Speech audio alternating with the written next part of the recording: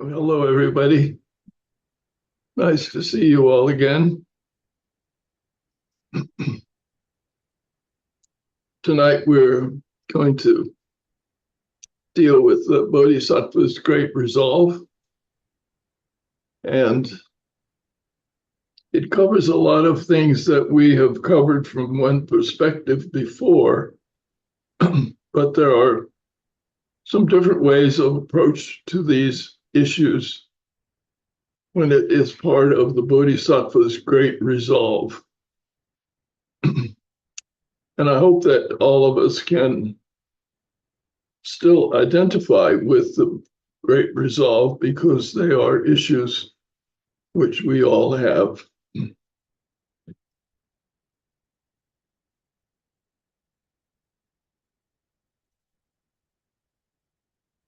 No surprise here. Compassion is foremost.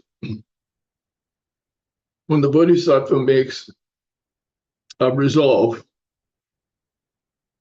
it has to be preceded by compassion. Now, we've talked a lot about compassion in various ways. We've talked about the fact that you can have burnout, that if you do compassion in a way which is grating, which is taking away your energy, then you can have burnout. We've also said that compassion, true compassion, can only be between equals. If we don't have the same problem, we can't have the same sense of compassion. So compassion is foremost, and we need to keep that in mind as we go through tonight, that the great resolve qualities of a bodhisattva always is preceded by compassion.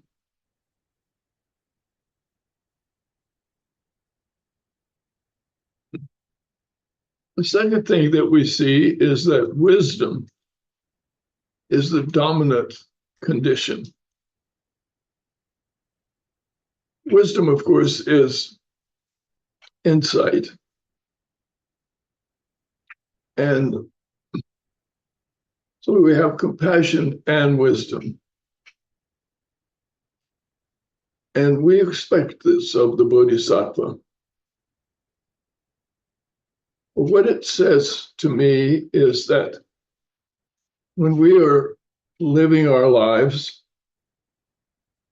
and when we are doing the things that we do every day, what does it mean to have wisdom as a dominant condition? It means that we are very aware and focused. When we're unfocused, when we're unaware, that's when trouble comes. I have an old age issue, which is balance. And if I don't have focus, I can fall. And so my illness has become my guide. It keeps me focused. It says you must be aware. You must constantly be aware. Where are your feet? Which way are they pointing? For all of you who are not, fortunately yet, have not reached this age, you're young, strong, you can run up and down steps, you have abilities. So for you, at times, wisdom or keeping a focus can be sometimes difficult, because if we're living and things are really easy for us, then we stop being focused because we don't need to be. We just live whatever comes at us. And so we find ourselves at all ages. You find yourself, sometimes we call it daydreaming. We're caught up in a different approach, a lack of focus. So the Bodhisattva Great Resolves just says, you got to have compassion constantly, always, never burn out. You have to have wisdom. You have to have focus. That focus is eternal. It must always be there.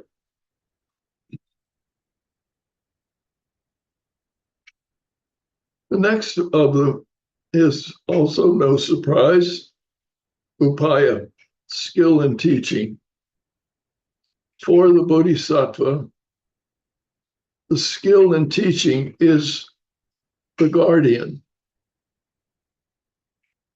I found that I was quite surprised at that word coming after skill in teaching. Guardian.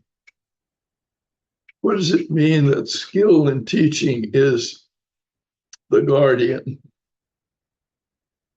And I think what it means is that the skill in teaching, it guards against misrepresentation, guards against dealing with issues in a way which is not helpful. In other words, as I thought about it, I thought this is a very important issue. Your skill in teaching, your skill in teaching as people need it, is a guardian which helps to keep your teaching focused and worthwhile. Nowadays, people talk about soft skills. Hard skills are when if I'm a doctor of medicine, I have hard skills. I can operate, I can do diagnosis. But we also need soft skills. And the soft skills are that we deal with emotions. We deal with mental states. We deal with problems. And all of these soft skills are essential for our teaching and essential for those who are listening to us teach. So we have the qualities of the Great Resolve includes the guardian of soft skills. The next one is more difficult for me. The sutra says that the great resolve qualities of a bodhisattva is that they are clothed in the stainlessness of a sense of shame and blame. Now, generally speaking, we think we don't want to teach people to be ashamed. We don't want to blame others. And so as a result, we think of these as negative issues. I want to get rid of sense of shame. I want to stop blaming. And yet, the Bodhisattva and this sutra says that this sense of shame and blame is essential for purity. That I think what it implies is that if I have no sense of shame, that is, I may not have to feel shame, but I have to have the sense of it so that if I do something which is shameful, I will recognize it and do something about it. People who don't have a sense of shame become arrogant, sometimes become mentally unbalanced, become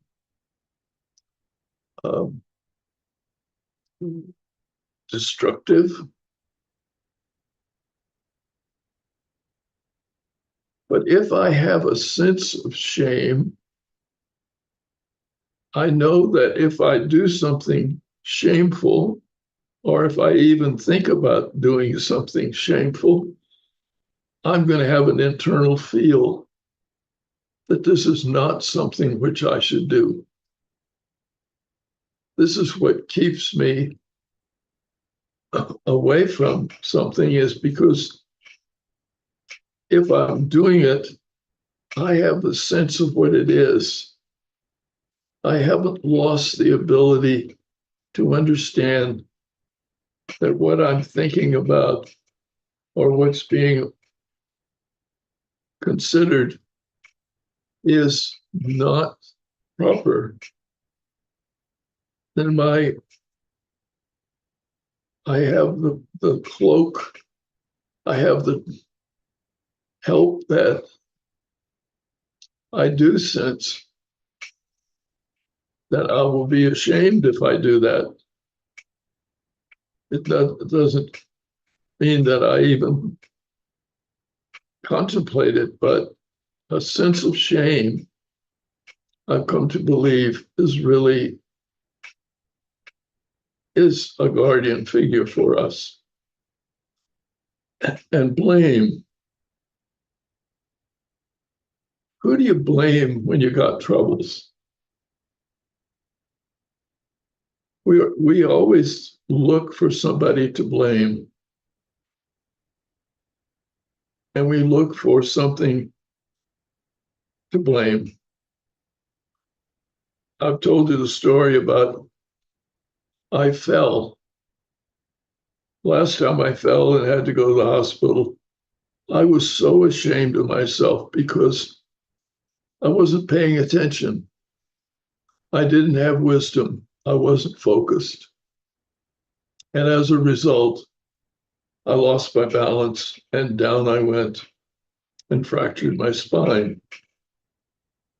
So when I saw the doctor, I said, I'm so ashamed that I wasn't focused and paying attention. And I blame myself for being in this condition.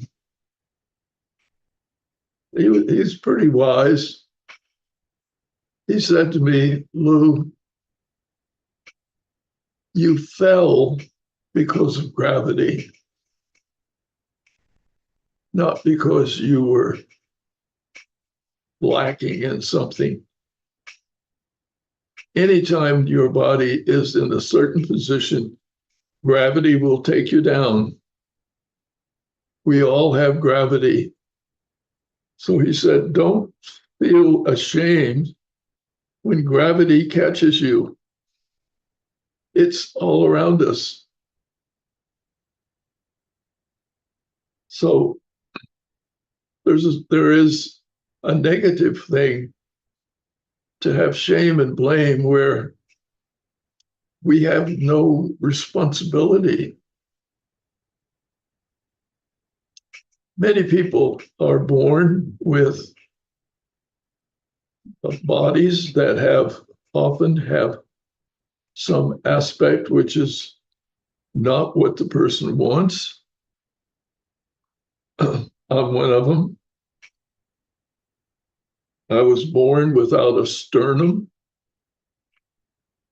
That is the bone that keeps your rib cage up in your chest.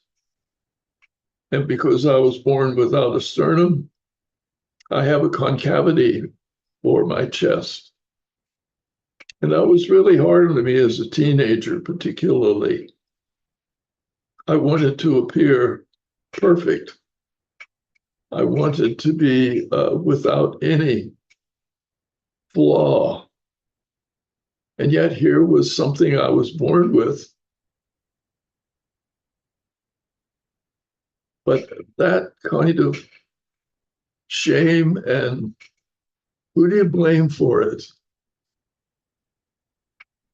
Do I blame my parents? Do I blame my great grandfather? He had the same issue. I inherited it. And maybe someday, unfortunately, one of my descendants will have it. Should they blame me? We feel no, that this is beyond our control.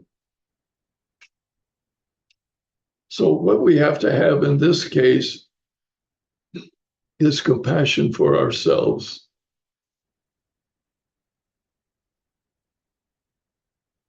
So you ask yourself the question, what do I need to have right now in terms of compassion for myself? What do I berate myself for, or what do I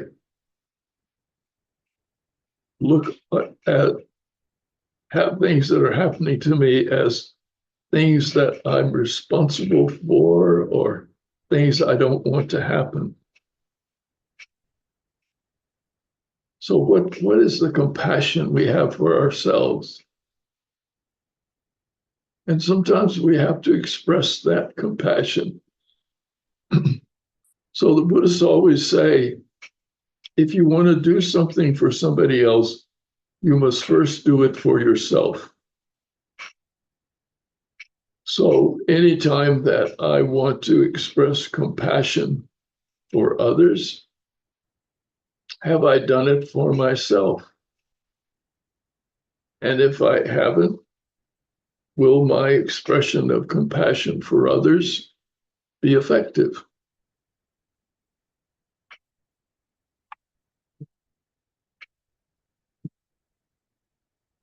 The next thing that the sutra says is that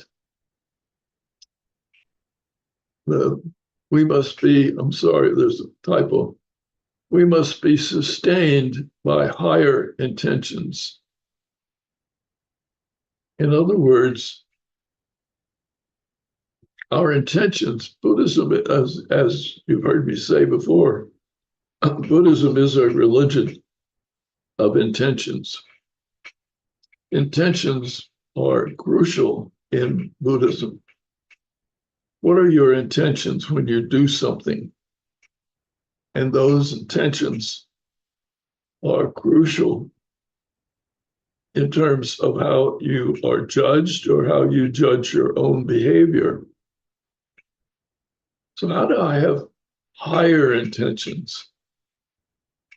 I think what it means here for the Bodhisattva is the higher intentions are that the Bodhisattva wishes and has the intent to become enlightened, to reach an enlightened state. And that because of the higher intentions, it doesn't mean always that we have reached it, but we are sustained by the fact that we have this higher intention. So if you're in athletics and you're running a mile, what is it that you aim for when you run the mile? I remember when I was growing up, nobody had ever run a 4-minute mile. It was thought to be beyond the human ability to run a mile in 4 minutes. And yet, one afternoon in Canada, a young runner did it. He broke the mile in less than 4 minutes. Within days of his doing that, 5 other people around the world were able to break the 4-minute mile. In other words, our higher intentions, if my intention is just to run the normal pattern,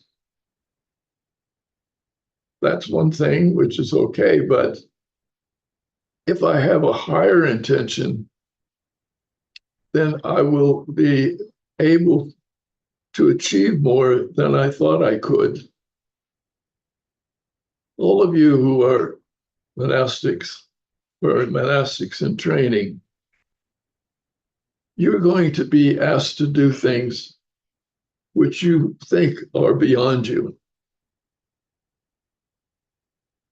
You are going to be asked to be more perfect than you think you are. You're going to be asked to direct things, be in charge of things, help people who are in trouble. So how do you do that without running into the compassion burnout? The sutra says you are sustained by higher intentions. My intention is to be able to do the very highest thing I can do, to use all of my abilities, all of my capabilities. And the more I began to have this higher intention, the more I find out what my abilities are, how much more I have than I thought I did. So we must be sustained by higher intentions. Now, the Bodhisattva's qualities is that their capacity is similar to a Buddha's. But that's true for all of us. That's why I think Master Xing Yun used to say, we're all Buddhas. Our capacity is similar to that of a Buddha. We can reach enlightenment. We can teach with skill and means. We can inspire. We do have a capacity that is similar to a Buddha's. And the more we use this capacity and express a capacity similar to that of a Buddha, then the more help we give to the world. So I've understand when you say I have the capacity to be a Buddha, it doesn't mean I have achieved it.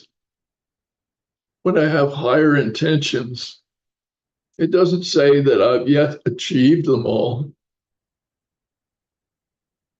But if we don't have the higher intention, if we don't believe that our capacity is sufficient to be a Buddha, then we'll never reach the highest level that we can. It's really important to know what we can aim for and to try to reach it. So purity is a big issue for the Buddhists. And one of the things the sutra says that the moral precepts, shila, morality, serves, and they use the metaphor, like a fragrant incense. In other words, when incense is lit, and you all have had this experience, it's everywhere in the room. It's even outside. I live here across the street from Shilai Temple, and there are times when I can smell incense. I can smell it all the way across the street. So purity is like a fragrant incense. It pervades everywhere. We can all experience it.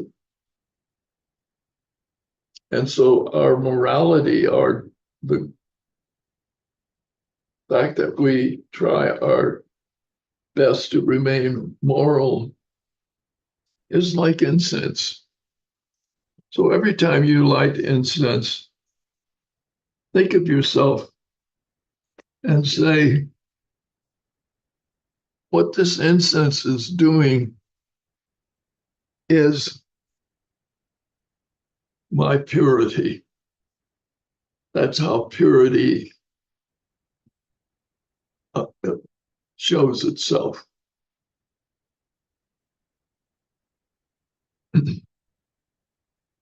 The other is that a bodhisattva has a skillful assessment of the powers of Buddhas and sentient beings. I've mentioned this before in these lectures. We need to be able to assess skillfully just what are the powers of others that we teach. What are the powers of a Buddha? Do we know what a Buddha really did? Or if we're going to become a Buddha, or we're going to try to, what should we intend to do? It means we have to assess the powers of a Buddha. And when we make our resolute intent to try to emulate the Buddha, then we know what we're trying to do. We have an assessment. So it's like I've recently been very interested that we talk about our universe, and we have had a vision of our universe, the Milky Way, the Big Bang, and we feel that our universe is still the Big Bang expansion. And it's big. But recently, I've been trying to keep up with what science is saying. The size of the universe is so much larger than anything that we have ever conceived.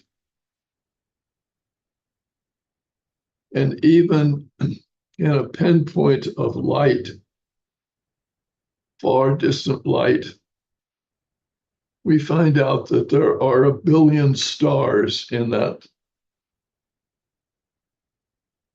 And that the size of the universe to contain all of that, and the fact that there are billions of these pinpoints of light, says that the universe in which we live is almost beyond our reckoning. And we thought we had it pretty much under control. So we have to assess the powers of a Buddha. We have to assess the size of the universe. We have to assess the powers of sentient beings. Artificial intelligence has come along. And artificial intelligence is something which is inherent in language. It's called large language models. Artificial intelligence shows us that our language has power that we never knew it had before. That it is possible to use the power of language and to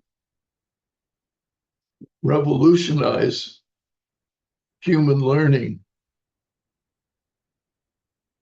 So it's a skillful assessment of the powers of Buddhas and sentient beings to understand the world in which we live and to understand the powers that we have are essential, and it needs to be done. And why is this?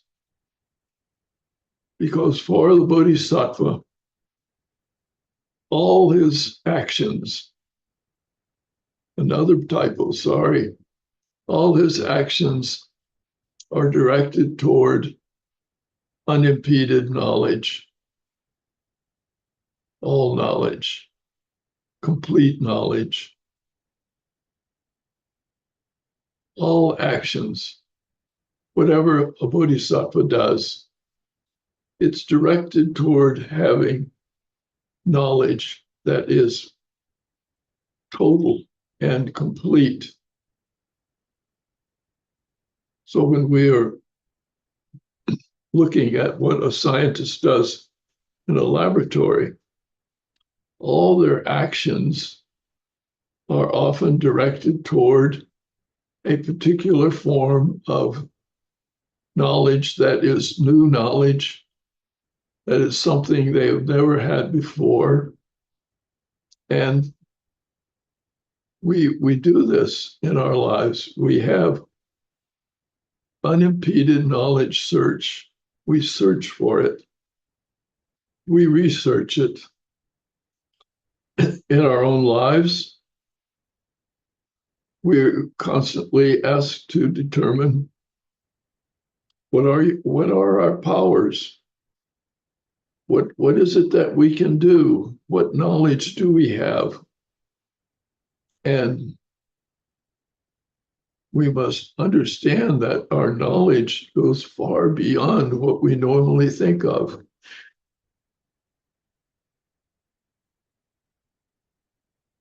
So the sutra goes on to say, this knowledge that is possessed is spontaneous.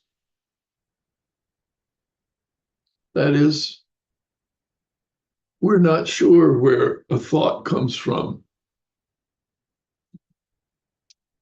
If I'm a scientist and I suddenly have a thought,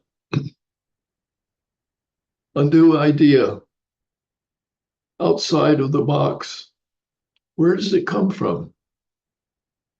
It's just spontaneous, or so it appears. Now, the spontaneous knowledge implies, from the Buddhist perspective, that there are many causes and conditions, always. Everything has a cause.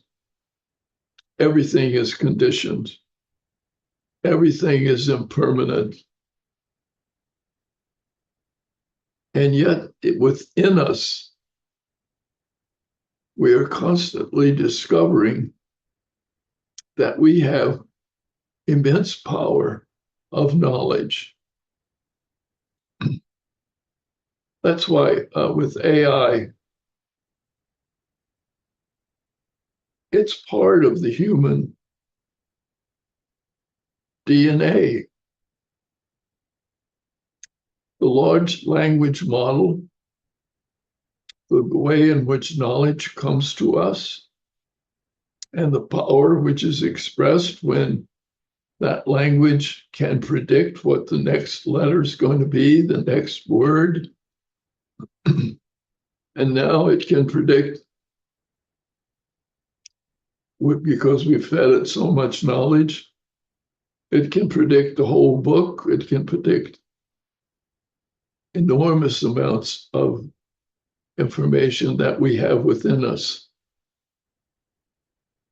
So spontaneous knowledge, from the Buddhist perspective, comes upon us unexpected.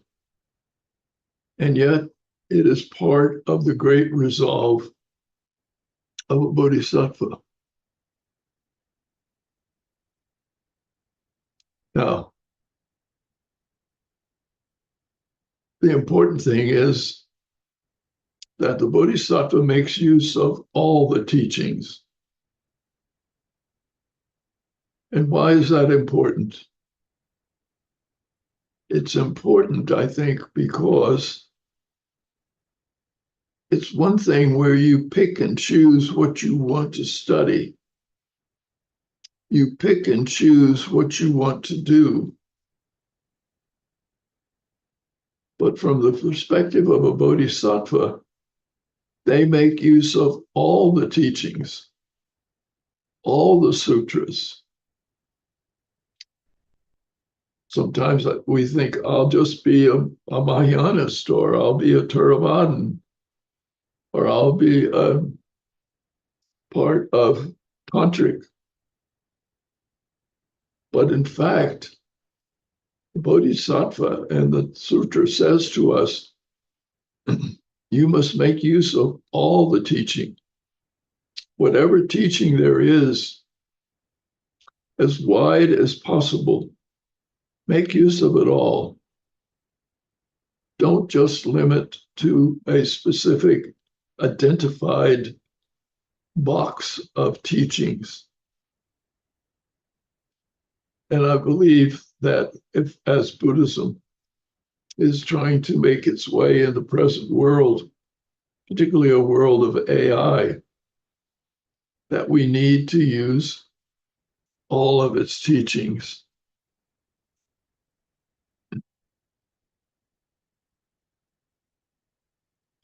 The text uses metaphor. The four basic psychic powers serve as the feet of a bodhisattva, and right mindfulness as the top of their head, from top to bottom. So the ability, for example, in psychic powers, to know what someone else is thinking, the power to see long distances,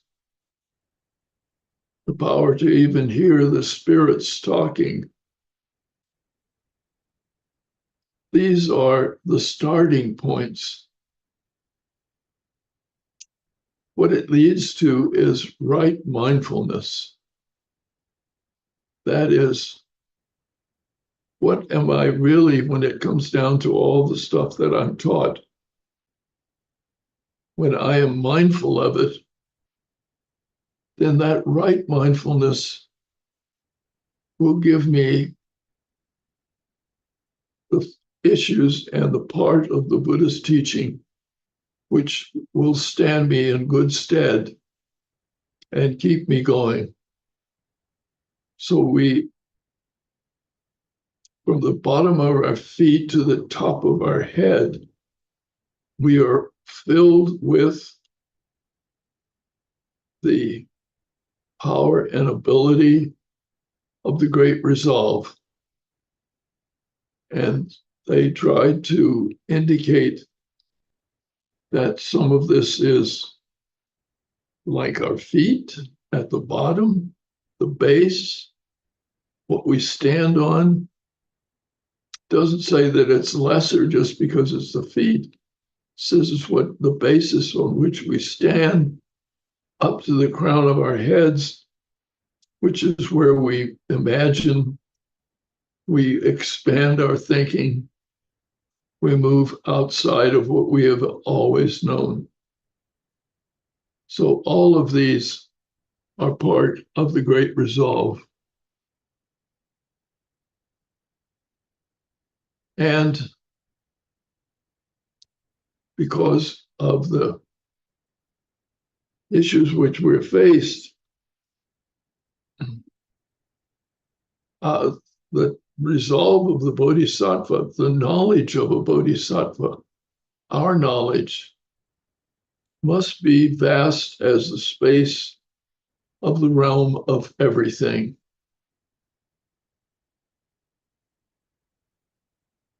How do we understand the extent and the vastness of the realm in which we are born, in which we are existing right this moment? How can I make use of the space that's in it? I often say about Master Xing Yun, of all the people I met, he had the most space around him. And he was able to achieve so much because he had the space to be filled. And it's very hard for some of us because the space we give ourselves is pretty much limited. And so when we come up against a new issue or a new problem, we don't see that we have the space to solve it. But if you can surround yourself, as Master Xing Yun did, with a vast space, then you've got the room to do all kinds of things, the room to explore. And this is possible from the point of view of a bodhisattva. So it's even as extensive as empty space. Empty space. There's no end to space. That's how extensive it is. It's immeasurable. That's how extensive space is. Our brain can't comprehend it because we need parameters, we need horizons, we need limitations. We can't think total empty space. And yet it's with us. We are part of it. And the empty space is inside every single atom in our body. There's huge spaces. We think of ourselves as being the way to judge the size of things. Something which is much bigger than my body, I think is very big. Something which is much smaller than my body, I say it's very small. But our bodies have no real relationship to the size of the universe or to the interior of an atom which is mostly space. So the sutra says, we have, Bodhisattva has this empty space that allows them to do so much. I was doing the Q&A with the people from Malaysia and Singapore. And one of the people asked, how can you deal with endless suffering? Suffering is everywhere. People are suffering. And the answer is that compassion or acts of goodness are just as large, just as long-lasting. So we are constantly dealing with being as empty space if we can have it, and we need it to deal with endless compassion. If you have compassion, which is as extensive as empty space, then you're not going to burn. We don't burn out if we have that. So empty space is really crucial for a religious life. It is very important to have empty space to grow, not just drawing a line and saying, I'm never going to change. I'm not going to listen to anything else. I'm not going to allow myself to have any new thoughts or whatever. But in fact, we have an huge space to think new things, to hear new material, to expand, and to be part of a wider realm. And the one thing which I love is this final statement. The sutra says the Bodhisattva his space reaches to the end of future time. That is, when we think about the future, how far is the future? I'm an old man, 91. I keep thinking, well, this future is pretty short for me. There's not many years left. Every minute that I live, that space grows smaller and smaller. But it's not the case. Future time for all of us, or for all of what our body is and everything that is about us, is spacious. And the future time is as spacious and vast as any time, whether it's present or past. So this is my lecture for today.